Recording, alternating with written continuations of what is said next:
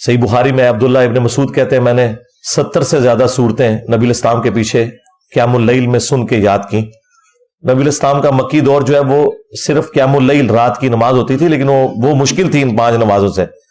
وہ آدھی رات کا قیام یا 2/3 رات کا قیام ہوتا تھا، صحابہ کرام پیچھے سنتے تھے. نماز کے اندر قرآن پھر وہ یاد کر لیتے تھے. 5 نمازوں کا شیڈیول تو ہجرت مدینہ سے جسٹ پہلے آیا ہے. یعنی نبی الاسلام نے اپنی مبارک زندگی میں زیادہ عرصہ صرف رات کی نماز ہی پڑھی ہے 13 سالہ مکی دور میں، اور جو 10-10.5 سالہ مدنی دور ہے اس میں 5 نمازوں کا شیڈیول تھا. آپ نے جو 5 نمازیں ہیں نا یہ 10 سال اپنی زندگی میں پڑھی. ظاہر آپ کو تو اتنا موقع نہیں ملا نا، زندگی مختصر تھی. تو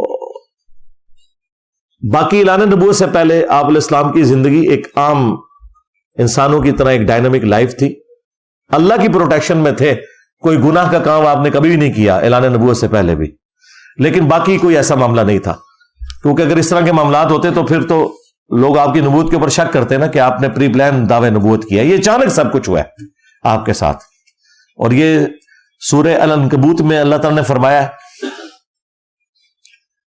کہ اے نبی اس قرآن کے نزول سے پہلے نہ تو آپ کتاب میں سے کچھ پڑھ سکتے تھے، نہ اپنے دائیں ہاتھ سے کچھ لکھ سکتے تھے، ورنہ یہ چیز کافروں کو شک میں مبتلا کر دیتی کہ یہ آپ نے خود کتاب لکھی ہے. یہ آپ کا معجزہ تھا کہ آپ لکھنا پڑھنا نہیں جانتے تھے. نبی الاسلام کے کیس میں یہ معجزہ ہے. ہمارے کیس میں تو یہ نقص ہو سکتا ہے، نبی الاسلام کے کیس میں یہ نقص نہیں تھا.